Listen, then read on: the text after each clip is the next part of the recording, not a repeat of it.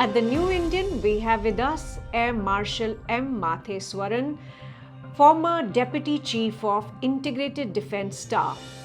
He was responsible for policy, planning and structural development of the three services until his retirement in 2014.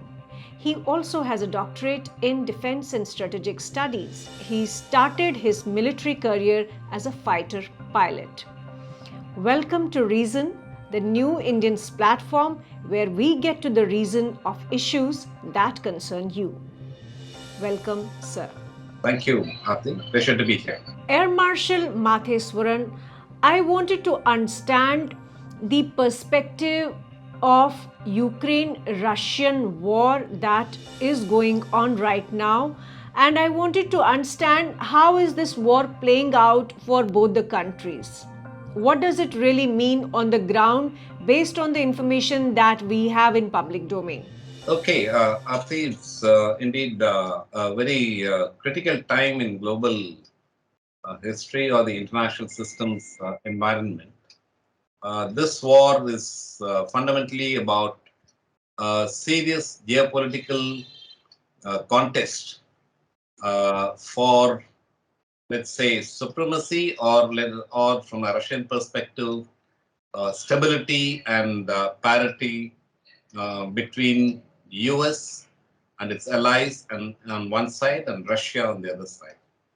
And therefore, in the context of this geopolitical context between these two, powers, much of the world will get affected. It is the beginning of Cold War II, but it is not like the previous Cold War, which was essentially an ideological contest.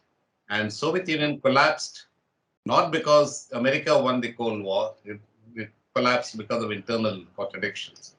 The time is quite different now. The current crisis has been pushed by the US and its allies, trying to expand their influence in the Central and Eastern European regions. One of the main objectives is also to curtail Russia so that Russia doesn't come up to challenge as a peer part of the US hegemony. And that is the essence of this contest. And Ukraine is a pawn in this grand chessboard, as the beginning of Brzezinski is called. So how it matters to India is we are a rising power, and therefore how we play our cards is extremely important. And not fall into pressures from either side to fall into one of the camps. I think our foreign policy at the moment is extremely well balanced. We've taken a neutral stand. And we sympathize with the Ukrainians. But I think we are very careful in monitoring the geopolitical developments. Much of the world's international order will get affected over the next 20 years because of this conflict. To understand from the perspective of a military man, was it an invasion? Let me put it from my analysis and perspective is Russia has been provoked to take the action that it has taken. So that process has been underway for ever since the end of the Cold War I. And gradually, the US, which had, and the Western allies, which had promised the former Soviet Union that the NATO will not expand. And logically, the NATO had no business to exist when Warsaw Pact had collapsed. Because the NATO coming into being, the essence of that reason coming into being is to counter the Soviet threat. That itself had vanished, and therefore the business of NATO's existence was in question. However, as I said, the US wanted to expand. There's a lot of economic reasons also in the background, which is actually the main core reason ultimately, is the European Union expansion and NATO expansion further into the former Soviet republics. And therefore, when this has happened, contrary to the Russian warnings, and Russia was very weak in the 1990s and early 2000s, and therefore the warnings didn't really matter much to the US side. And they started expanding in 5 phases, from 12 to 16 members. Now today NATO has about 28 members. And all the Balkan countries, Poland, Romania, Hungary, they've all been incorporated into NATO. Ukraine is at the real centerpiece of the, as Brzezinski calls it, the grand chessboard, or Alfred Mackinder calls it, the pivot of history, geographical pivot of history. And that is important. When Ukraine joins NATO, and as Putin says, the dagger is at Russia's throat. That insecurity is not acceptable. And therefore, Putin has reacted. So, in practical terms, when you look at it from today's perspective, yes, Russia has invaded Ukraine, but Russia has been forced to invade Ukraine because of the gradual buildup and the threat that the West has posed to Russia. So it's a reaction in effect. So, a lot of people who support Zelensky and Ukraine in this war have been saying that Ukraine is a sovereign country and it has the right and it has also the choice to decide which way it wants to go, whether it wants to be a part of NATO or not. It's entirely up to Ukraine and Ukrainian people. What would you say to that? Well, every country, theoretically, it's like the UN Charter, which says every nation is sovereign, independent, and can make their own choices. But the international order doesn't exist in practical terms like that. Alarmed at your security decisions, it will have an impact on his reaction or her reaction to this country. And therefore, Ukraine, having been a former Soviet republic, and when Soviet Union melted away, as there are certain treaty bindings that came up as these states became independent. And some of these treaty bindings were Ukraine was part of the Commonwealth of Independent States, which also had a security understanding between Russia and the former republics. And if Ukraine decides to throw away all of those commitments and move to the West, into the Western camp, it certainly is going to be questioned by Russia. So theoretically, what you're saying is right, and that is actually a fallacy that's being propounded by Western propaganda. That yes, theoretically, every country has a right to join whichever side they want to join. But when you now take that decision to join some side, then you be ready to face the repercussions that those decisions will bring about. And that's exactly what's happening in the case of Ukraine. It's a wrong decision. And that's why even a master strategist like Henry Kissinger, John Mearsheimer, they all say Ukraine needs to be neutral. In fact, Kissinger says in 2014, when the problem started in 2014, he's saying this is a bad decision. Ukraine needs to be neutral. It is wrong for America to push Ukraine to bring it into NATO. Ukraine needs to be a bridge between Russia and the West. And that is where it will be good for that country as well. So I think these are practical ways of looking at geopolitical issues are real politics. And you need to actually factor that. That is extremely important. So we can't go by just theoretical articulations. We need to be very practical. It's like in India's surroundings. Every decision, independent decision, Sri Lanka, Bangladesh, Nepal, they all can make independent decisions. But if their decisions have a bearing on India's security, they better consider how India will react. Air Marshal Matheswaran, can you tell us how effective Putin's military strategy has been on the ground in Ukraine? Because it's been over almost a month, and yet Russian forces haven't been able to take Kiev. What exactly has happened on the ground, and how effective have the troops been on the Russian side? We need to be very clear about this war is also a tremendous amount of information warfare that's going on, a perception management that's going on. There is a plethora of Western formulations that are coming out, which is also being repeated by our own TV channels about what's going on the ground. Much of all that I would call is propaganda. You're not hearing very much from the Russian side because as it is, they don't have so much of reach and leverage as the Western media has. And second, much of their TV channels, etc., have been shut down by lack of access to Western, audiences. That's one. But second is, what is Putin's objective? He doesn't call it as a war. He says it's a special military operations. One. Second, what does he want to do with Ukraine? He says Ukraine will not enter NATO. Ukraine will remain neutral. And Ukraine's, the government that has been installed through a staged coup in 2014 needs to get replaced, and people's mandate needs to be reflected in the government that is there in Kyiv. Okay, these are the broad, objectives. But going by the geopolitical dimensions of Russian interests, the eastern half and nearly the southern half of Ukraine is largely pro-Russian or Russian-speaking people dominate the population. But there's a different narrative that's being peddled, which I think one needs to sift through and then understand the nuances. So, contrary to what the general propaganda that's been put out, Putin is not looking for a blitzkrieg operation to capture Ukraine, the full country of Ukraine. He would be foolish to do that, and that is not his intention. He is now wanting to actually secure the areas that have been under attack for the last 8 years, which is the Donbass region. He will liberate that. He will create a bridge, the connecting bridge between the Donbass region and Crimea. And that is a strategic objective. And that is already more or less done. Mariupol will fall anytime. And therefore, they'll go full hog on getting Mariupol. Mariupol is not because people are resisting, contrary to what is being given in the propaganda. Mariupol is resisting because of the Azov battalion that's been fighting there, and they are more or less, by some of the news, they have been decimated. It will fall any time now. So that area is going to be taken away, and Ukraine will lose that area.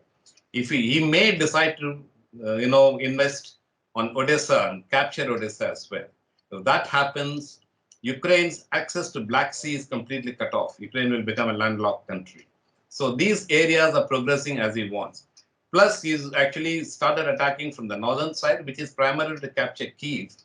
And the regions of Kharkiv and Luhansk, etc., are traditionally Russian origin areas, and therefore he is actually giving a message to the people. But the overall military strategy has been to minimize, keep the casualties to the minimum, destroy the military installations, demilitarize Ukraine, and then focus on the neo-Nazi elements and decimate the neo-Nazi elements. I think these actions are going on quite well, and they have established complete airborne dominance and the air superiority. Otherwise, you can't have a logistical line which is sitting duck for any air attacks extending up to 40 miles towards Kiev. But he's moving very deliberately. This deliberate movement is being actually portrayed as if the full movement of the Russian military is stalled and the whole campaign is now stuck because of fierce fighting from the Ukrainian. I see it the other way. It's a deliberate movement. When Kyiv falls, the war is over. But Kyiv will fall, and he doesn't want Kyiv to get destroyed completely. It will fall in a certain fashion, which is being done. But resistance will still be there. Much of that resistance is a danger to Ukraine itself, because much of the resistance comes from massive amount of infusion of arms and weapons by the NATO and the US into Ukraine. There are mercenaries who are coming in. And of course, there are people, the Western Ukrainian is fiercely against the Russians. They are Catholics, and they are the ones who actually energize, and they've been used by the West to actually energize this entire process. And therefore, they will fight, but he is not interested in the Western Ukraine at all. If anything happens at the end of this war, Ukraine will shrink and break up into 3 or 4 parts. And that's what is going to happen probably, a few months from now.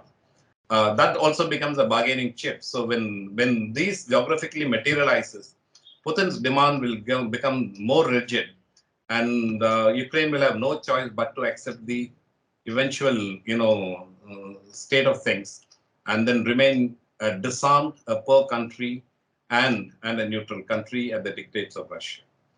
On the other hand, if they want to avoid that state, it's better to talk now, accept the neutral status. They have both in terms of agriculture as well as industries, traditional linkages with Russia is very beneficial to them, has been beneficial. When you talk to the actually industrialists, they prefer that.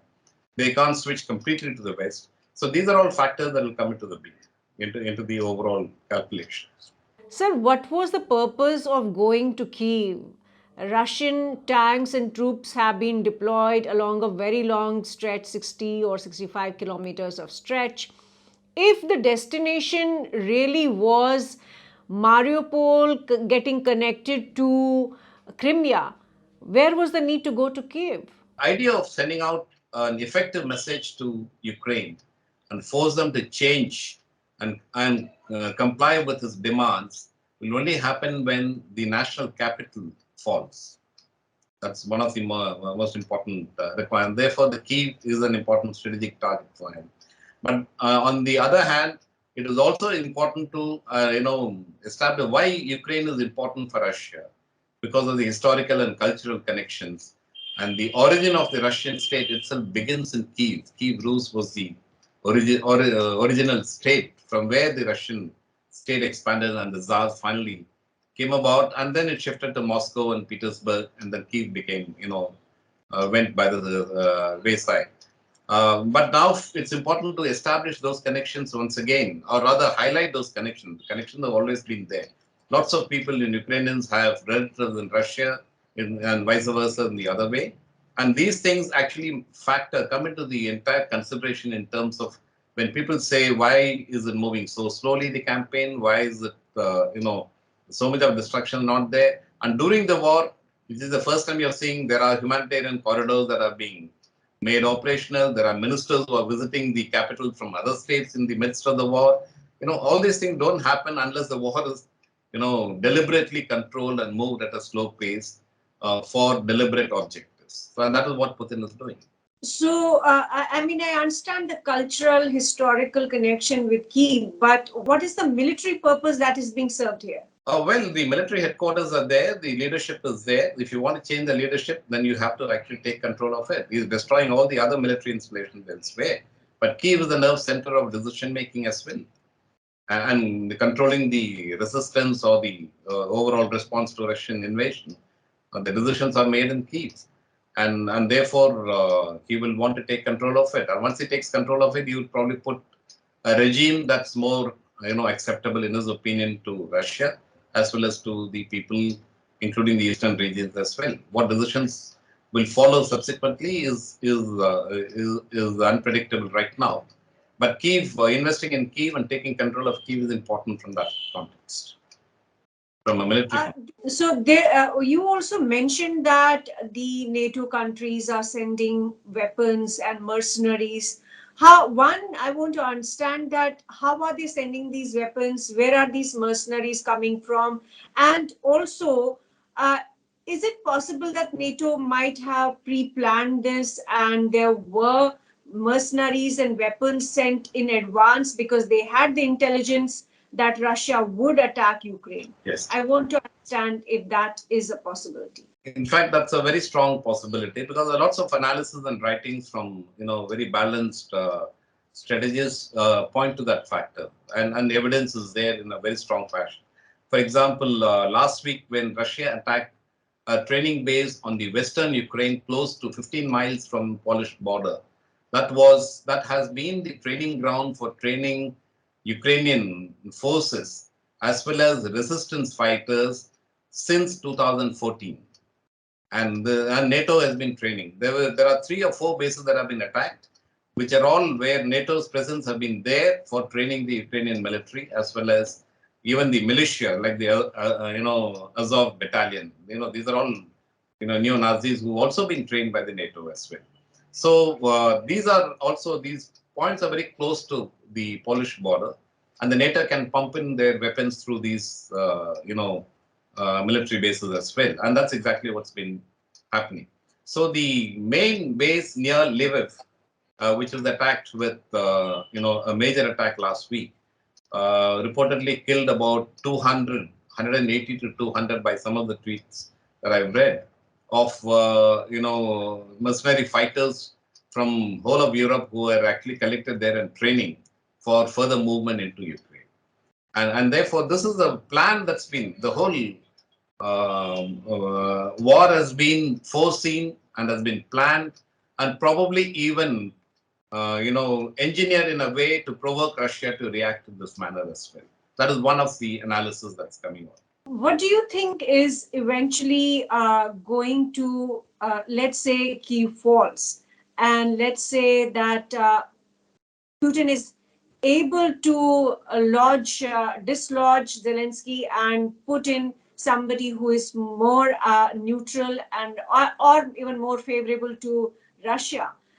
What What would be the ultimate end goal for Putin in this war, and how long will he take to fulfill that goal? Well, I think it may take maybe a month more to fulfill his objectives, and the objectives are very clear. He will demilitarize Ukraine. That means most of the military, I believe by some writings and some analysis, much of the Ukraine military doesn't exist. They've already been destroyed in terms of resources, in terms of bases, in terms of weapons, have all been destroyed. Now, of course, much that's coming in is what is being fed in by the West into them. That is one point. So military capability will get decimated. There's virtually no air force that exists. There are very few. They fly something like 10 sorties a day or something like that, whereas Russia launches about 200 sorties a day. And so there's no air force worth its name really existing. There are some drones that are flying. So the military capability will vanish in a month's time. It doesn't have a navy because Black Sea gets blocked by Russia, and therefore no navy will be able to actually emerge. And the army that has been bottled up in the Donbass region will, most of them will, cease to exist in a matter of time. So what would be the end result? Yes, he can capture Kyiv. He can install somebody which he thinks is neutral and does not, harm the Russian interests. It can be set up. But it is the the USA's objective and NATO's objective to actually create a long-running insurgent campaign, which is going to be absolutely detrimental for Ukraine and the people of Ukraine. And that could actually materialize with lots of foreign forces being present. How Putin deals with that is going to be different, because my analysis is that he's not going to fall into that trap. So he will take away the Donbass region. He will take away the southern part. Black Sea dominance will be with Russia. The access, Ukraine will become landlocked country. Rest of Ukraine, he will sort of liberating it, and he will move out again, allowing the Ukrainian leadership, new leadership, to take control. How they deal with the Western Ukraine, how they deal with these insurgent elements that will now activate the, war, or revive the war, will depend on new Ukrainian leadership. And how Putin deals with it will be, I think, the strategy will be a little different, because he may now flag the new revival of insurgent campaigns as an interference by NATO. And if he considers that as a war by NATO, then the escalation ladder will start moving up. And that's a warning for the West, which how these things will play out is a difficult thing to predict. And what are the implications for India? Because we are already seeing some amount of pressure building up from various countries on India for its neutral stance. In fact, we also have had a visit from the Chinese foreign minister, and we, at the same time, there is a lot of pressure by the US on China for siding with Russia. What are the ramifications for India in this entire war?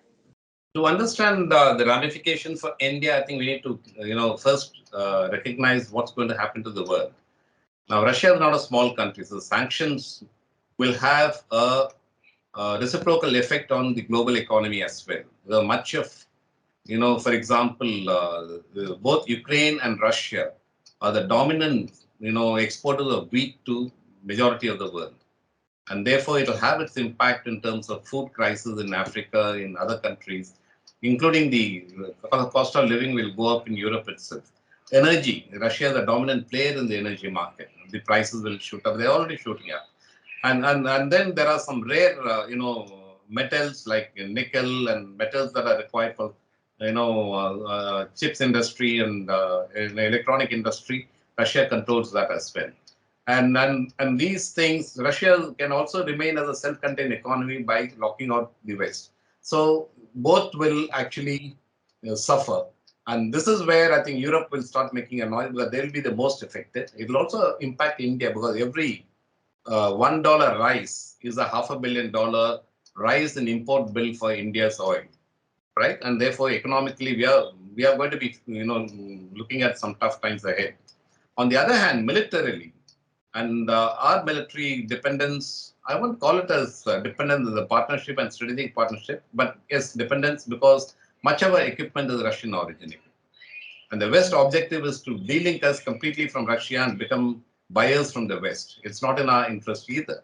We have a long-term relationship with Russia, and therefore we've gained significantly in a lot of areas by getting access to technology as well and developing our technologies with that help as well. On the other hand, whatever we bought from the West have been an off-the-shelf buy, as I call it, and the technology transfer has been very, very limited. So India strategically will have to be very careful in taking those decisions. We need to value the strategic partnership with Russia and not get into sidelining Russia, because that is extremely important. In the larger context of the international system changes that are coming about, India, Russia, and China are extremely important. How the world will get shaped up. And for that, I think this visit is important because China needs to behave and sort out its, the problem that it has ratcheted up over the last 3 years with India. And that needs to come to some kind of better management, cool down things. And then in economic terms, China is the largest, is the exporter for the world. And therefore, Western markets are equally important. So China will not want to disturb that as well. But what is more important is this war has highlighted how dominant is the Western control of global economy. Dollar is the universal currency virtually. And all efforts will initiate now more strongly with these three players, particularly Russia, India, and China, to water down the dollar's overwhelming dominance in the international economy. And that is how the economic situations will change. You will actually might see two blocks of economic systems now evolving over the next 20 years. And China will be a major player in that process. So you are essentially saying that there will be de-dollarization of the global economy. Absolutely. This is a very strong beginning for that. And that's good for the world as well. It's time, because the US has got used to taking up sanctions as a coercive measure to get the world to comply with its demands. And everything works towards the US interests. And that, I think, is counterproductive. So the trust factor with respect to US and the Western systems has taken a beating in this process. Because two things have happened. One, the world wants the UN to play a major role. Everything must have the sanctity of UN approval for any sanctions or any steps taken. On the other hand, every sanction and every step that has been taken has been outside the ambit of the UN, and it has been led by the US, and now NATO behaves outside the UN system. And therefore, people have, the world has lumped with what has happened in Afghanistan, Libya, in Syria, in Iraq. They are now going to, these things, questions will rise now. How is it any different from what is happening in Ukraine? And therefore, the West has double standards. It's time that, the international system gets reformed. The trust factor has been the biggest casualty with respect to, the Western process, where the world will now see the Western system as only trying to retain their dominance and have rest of the world serve their interests. And this is the problem, and this will be the main issue that will rise up in the next 10 years, 20 years time. One last question. Do you see resolution of the line of actual control standoff? India and China were engaged in 2020. Do you think that this is a huge opportunity for the two countries to resolve that issue and move forward? It's a huge opportunity for both the countries, because we need to, if they look into the larger, international system dimension and how strongly BRICS can play a major role in reforming the world order and even the UN system, this is a great opportunity to resolve the differences between the two countries. Having said that, notwithstanding that part, I think it's going to be extremely difficult, because each country, I mean, both the India and China, are also prisoners to the domestic politics and the domestic narrative that have been created around the LAC over the last 60 years. It is not easy to overcome that. It needs a very, very forceful, very bold leaderships to put away all that, think and sell the idea that these two countries have a great role to play in the international order in the years to come. And therefore, there has to be a give and take, and you have to find a compromise. Unfortunately, China has become too powerful, and therefore there is a certain number of hubris that affects China's decision making. And unless that gets resolved, it will be a difficult case to resolve between the two countries. Well, this has been a very enlightening conversation. Thank you for being with us today at the New Indian. Thank you. Thank you, Aarti. It's been a pleasure being with you. Thank you.